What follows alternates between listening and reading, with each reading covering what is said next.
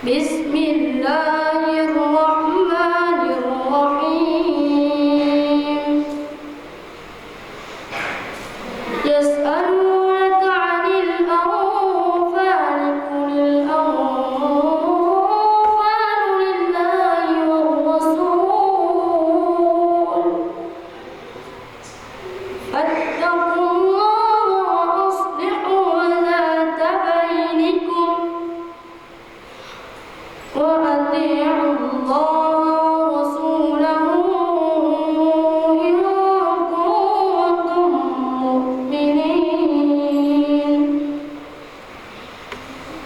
Innamal mu'minuna alladhina idza dzukirallahu wajilat qulubuhum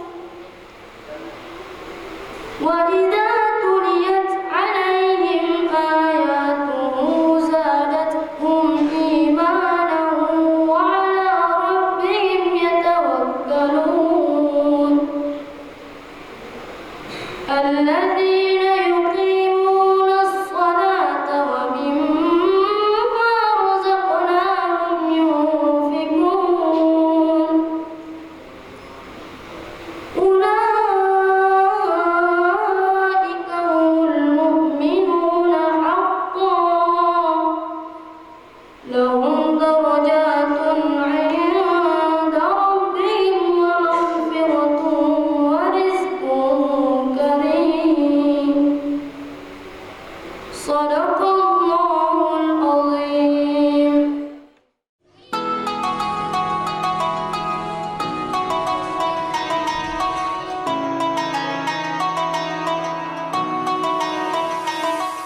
Lantunan ayat-ayat suci Al-Quran berkumandang menggema di sudut ruangan, menggetarkan hati setiap pendengarnya, menenangkan jiwa. Suara merdu nan indah ini berasal dari salah satu santri Pondok Pesantren Tahfiz Al-Quran Ilmu Yakin, Kecamatan Tombok Bulu, Kabupaten Maros. Membaca Al-Quran menjadi suatu pembiasaan di pesantren. Sungguh mulia kebiasaan membaca Al-Quran secara rutin. Membaca Al-Quran juga termasuk ibadah paling utama yang memiliki berbagai keutamaan. Bahkan, membaca Al-Quran akan diganjar dengan pahala yang berkali-kali lipat. Para santri yang mondok di pesantren senantiasa dimotivasi dalam membaca Al-Quran agar kualitas bacaan mereka juga dapat semakin baik. Santri menyadari Al-Quran tak hanya sebagai kitab suci, tapi juga sebagai petunjuk dan pedoman hidup.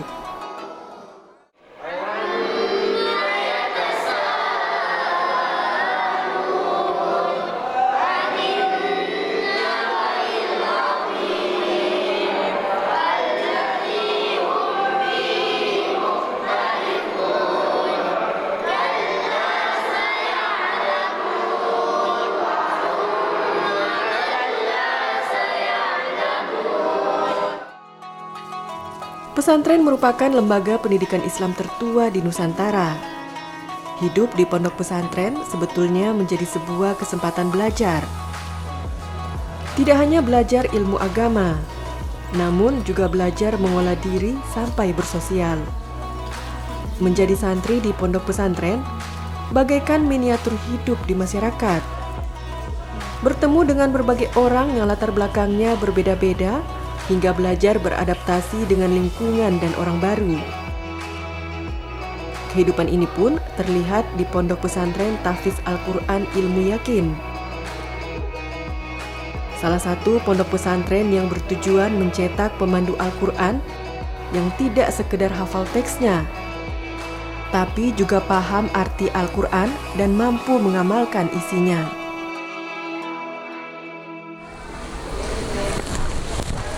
Assalamualaikum warahmatullahi wabarakatuh.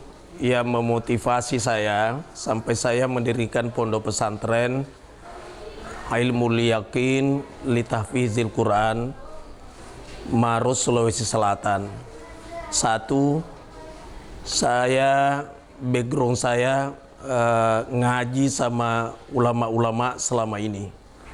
Kemudian yang kedua, saya merasa turut bertanggung jawab atas perbaikan generasi, utamanya dari segi moralitas. Ini yang sangat mendorong sampai saya membuat pesantren. Dan visi misinya, ya sebagai cita-cita kami semoga terwujud, bagaimana anak itu bisa hafal Quran. Bukan sekadar hafal, tapi mampu mengaktualisasikan adalah ajaran-ajaran Al-Quran itu. Kemudian yang kedua, bagaimana anak bisa baca kitab tanpa baris. Istilahnya orang di pesantren kitab kuning. Dan yang ketiga, bagaimana anak bisa mahir berpidato, menyampaikan ajaran-ajaran Islam dengan enak, dengan sejuk, yang tidak radikal, tidak memojokkan antara satu paham dengan paham yang lain. Dan yang keempat, bagaimana akhlaknya anak itu bisa bagus. Di pesantren inilah kami bercita-cita bagaimana bisa terwujud seperti itu. Sehingga kitab-kitab klasik yang diajarkan oleh para ulama-ulama dulu di pesantren ini tidak terlupakan. Justru kami mengedepankan kitab-kitab klasik tanpa melupakan program-program yang dituangkan oleh Kementerian Agama. Karena kami pesantren kan dibawa naungan Kementerian Agama. Tetap kurikulum itu ada, cuma ditambah lagi dengan kitab-kitab klasik. Contohnya adalah di sini belajar Riyadhus Shalihin, belajar Bulughul Maram, Subulas Salam, Tafsir Jalalain, bahkan kitab tasawuf Ihya Ulumuddin Al-Ghazali Hujjatul Islam. Jadi itu semua dikaji. Suasana belajar di pesantren ini cukup berbeda dari pesantren pada umumnya. Santri pria dan wanita belajar bersama di kelas. Alasannya, di kehidupan sosial, baik pria dan wanita dapat melakukan berbagai aktivitas bersama. Hanya saja mereka harus menyadari batasan diri dalam berinteraksi. Yang dipelajari juga tak melulu ilmu agama, tapi juga berbagai pengetahuan umum layaknya sekolah formal biasa.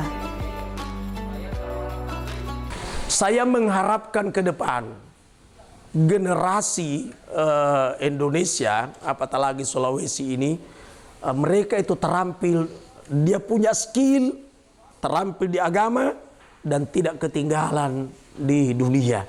Jadi dunianya dia mahir dalam arti punya skill pengetahuan umum, sehingga di sini tetap ada pelajaran-pelajaran umum, matematika, bahasa Inggris, fisika, biologi, dan selanjutnya.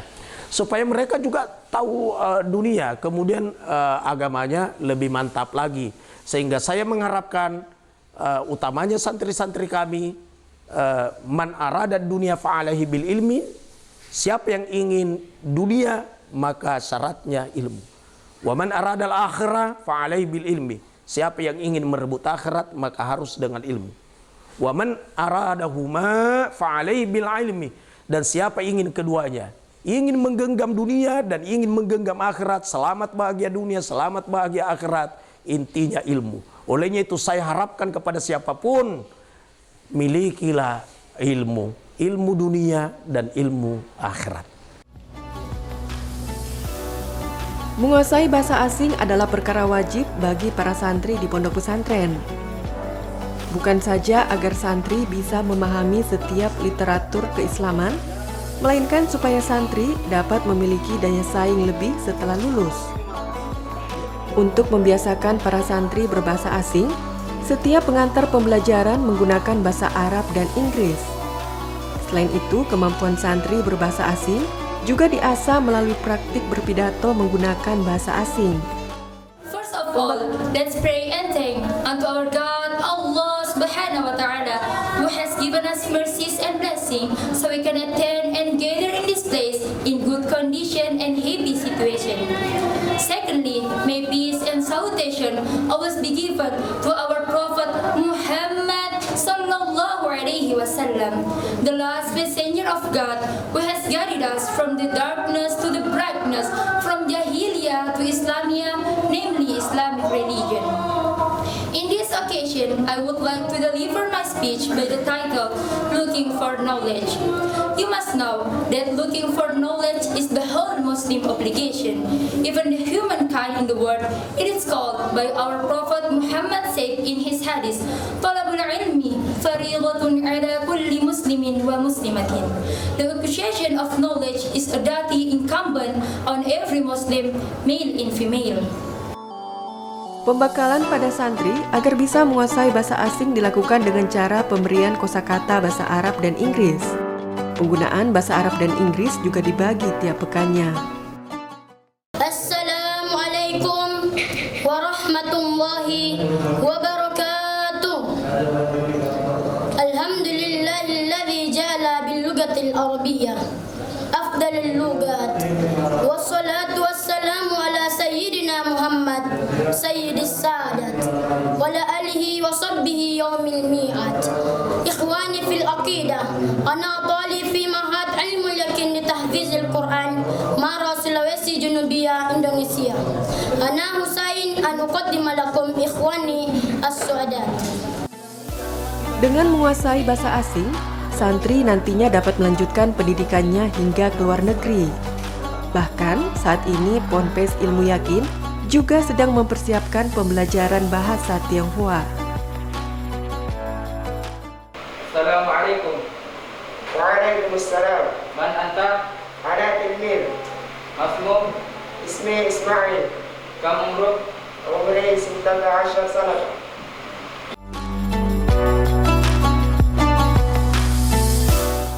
Gairah belajar anak-anak santri tak berbatas. Pesantren ini berusaha mewadahinya. Mulai dari subuh, lepas zuhur, serta sehabis maghrib, anak-anak tekuni kitab kuning dan ilmu agama lainnya. Semua ilmu terserap oleh mereka. Karena Allah tinggikan derajat manusia yang berilmu. Kitab kuning sendiri merupakan kitab klasik yang ditulis beberapa abad yang lalu. Kitab kuning mempelajari berbagai bidang ilmu dalam agama Islam. Bidang lain yang dipelajari dalam kitab kuning adalah tata bahasa Arab atau kerap disebut ilmu nahwu. Dengan memahami kitab kuning, kita akan tahu apa yang tersirat dan apa yang tersurat dalam Al-Quran dan Al-Hadis.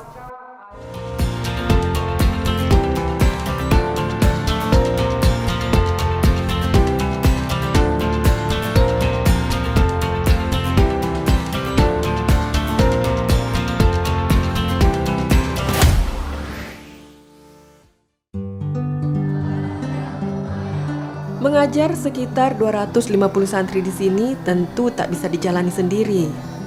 Kini, pesantren telah memiliki 46 pengajar. Kegiatan belajar pesantren lebih padat dibandingkan sekolah umum.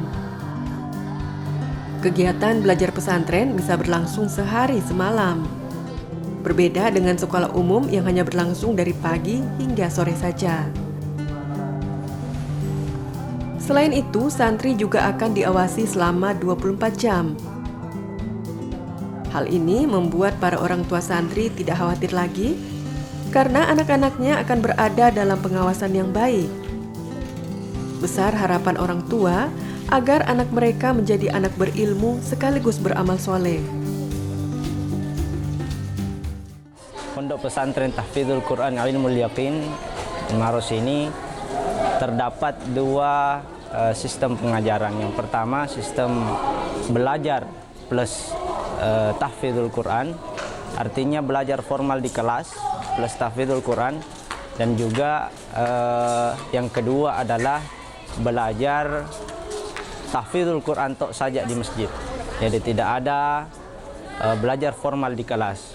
Selanjutnya selain tahfidzul Quran tadi ini, anak-anak juga dibekali dengan pengetahuan atau keterampilan berbahasa Arab ya, dengan metode Al-Miftah, juga keterampilan berbahasa Inggris, dan juga pengajian kitab kuning yang diadakan setiap selesai sholat maghrib. Itu pengajarannya mulai start mulai subuh dan berakhir nanti ketika pukul 9 malam. Pukul 9 malam sampai subuh itu istirahat. Harapannya ke depan bagaimana anak-anak yang belajar agama di Pondok Pesantren Tahfidzul Quran ini bisa menjadi role model ke depan, menyebarkan agama yang rahmatan lil alamin. Semoga anak-anak ke depan bisa menjadi penerus agama, bangsa, dan negara kita. Saat azan berkumandang, para penghuni ponpes pun segera bersiap-siap ke masjid untuk melaksanakan sholat berjamaah. Sholat berjamaah tentunya lebih baik daripada sholat sendiri. Sebagian ulama bahkan menyatakan bahwa sholat 5 waktu wajib dikerjakan secara berjamaah bagi laki-laki muslim. Kebiasaan sholat jamaah juga mengajarkan kita pada kedisiplinan dan komitmen dalam beribadah.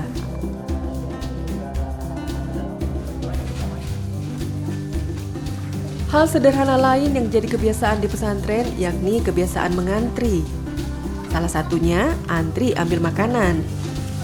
Manfaatnya tak hanya membangun kesabaran, tapi juga menghormati hak orang lain dan kontrol waktu. Makan bersama dalam satu talam juga menjadi budaya unik pesantren. Para santri dengan alas seadanya duduk melingkar beberapa orang. Sementara sebuah talam lengkap dengan nasi dan lauk pauk berada di tengah-tengah. Kebersamaan dan doa yang membuat rasa makanan ini menjadi istimewa.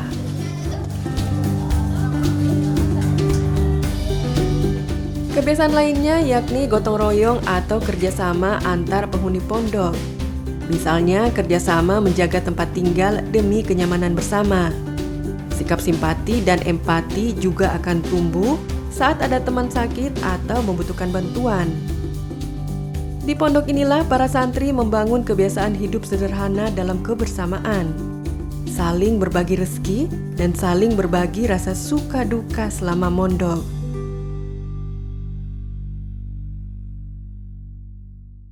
Saya memilih itu mondok karena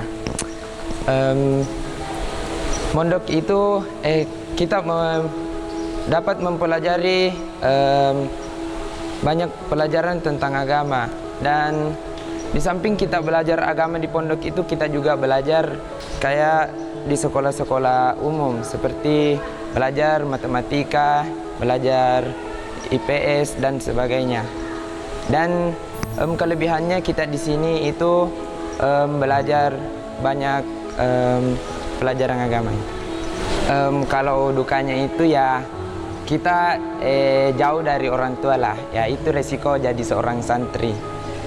Dan sukanya itu kita punya banyak teman dari berbagai daerah dan bisa saling mengenal di sini, lebih akrab.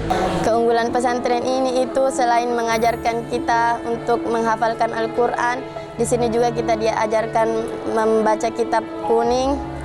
Lalu di sini juga mengajarkan kita untuk berdakwah di depan banyak orang. Sukanya itu kita selalu bersama dengan teman setiap hari 24 jam, selalu bersama-sama. Dan dukanya, duka yang paling berat di pesantren itu rindu dengan orang tua. Apa deh harapannya atau cita-citanya nanti ke depan? Saya berharap bisa menjadi hafizah 30 juz, dan cita-cita saya ingin menjadi PNS, penghuni negeri surga. Dengan luas sekitar 6 hektar, Ponpes Ilmu Yakin memiliki sarana fasilitas lengkap, termasuk minimarket yang berada dalam kompleks pesantren. Minimarket ini menyediakan berbagai kebutuhan siswa dan guru, mulai dari alat tulis menulis, seragam, hingga aneka makanan dan minuman. Pastinya, minimarket ini menjadi salah satu tempat favorit santri untuk menghabiskan uang jajan mereka. Lapangan yang berada di tengah-tengah pesantren sering dimanfaatkan pula para santri untuk berolahraga. Salah satunya sepak takraw yang dimainkan santri pria. Selain membuat tubuh sehat, juga melatih kekompakan dan sportivitas.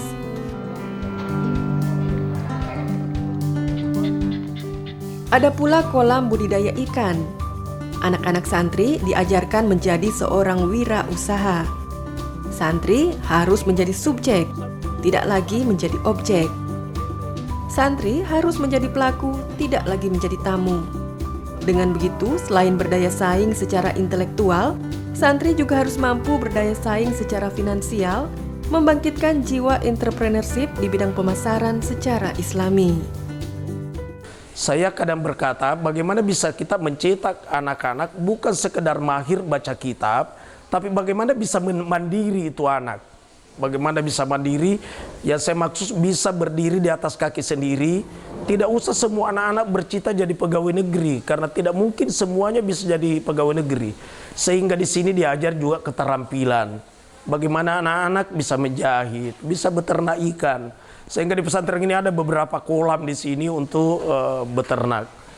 Seperti itu di pesantren ini. Bahkan untuk bahasanya, saya tetap juga bercita-cita bukan hanya bahasa Arab, bahasa Inggris. Kalau bahasa Arab, bahasa Inggris kan sudah jalan. Bahkan sudah 5 bahasa, karena Arab, Inggris, Indonesia, Makassar, Bugis. Bahasa daerah tidak boleh terlupakan. Saya pingin lagi, bagaimana bisa anak itu mahir berbahasa Mandarin. Fasilitas lainnya yakni masjid utama berukuran 60 x 25 meter yang masih dalam tahap pembangunan. Nantinya masjid ini dapat menampung hingga 1000 jemaah. Berarsitektur modern dengan nuansa Timur Tengah dan Eropa, masjid ini pun terlihat megah. Diharapkan masjid ini bukan hanya menjadi pusat kegiatan santri, namun akan menjadi ikon baru Kabupaten Maros. Pembangunan masjid ditargetkan rampung dalam 6 bulan ke depan. Pesantren yang telah beroperasi sejak tahun 2018 ini memiliki 4 program pembelajaran, yakni kelas khusus tahfiz, PPS Wutsa yang setingkat SMP atau MTS. Di sini santri mengikuti pembelajaran tahfiz Al-Quran dengan mempelajari 75% pelajaran agama ditambah 25% pelajaran umum. Kemudian ada pula MTS yang setingkat SMP. Selain mempelajari tahfiz Al-Quran, juga pelajaran umum dan agama. Sedangkan PPS Ulia yang setingkat MA atau SMA tidak hanya mempelajari tahfiz Al-Quran, tapi juga 75% pelajaran agama dan 25% pelajaran umum.